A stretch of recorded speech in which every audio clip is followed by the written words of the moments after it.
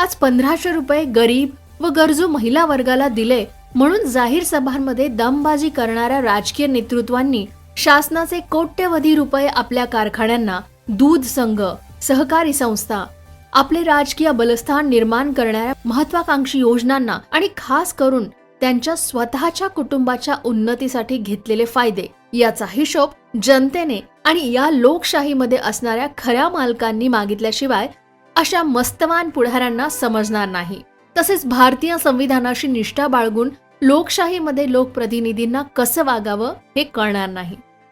धनंजय महाडिक यांनी या अगोदर खासदारकीची शपथ घेत असताना एक गोष्ट मांडलेली असेल की भारतीय संविधानाबद्दल खरी निष्ठा बाळगीन,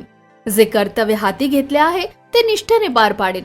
तरी वर नमूद केलेल्या त्यांच्या भाषणात आणि त्यांनी घेतलेला शपथ यामध्ये काही त्यांनी फरक केला आहे की नाही हे मतदार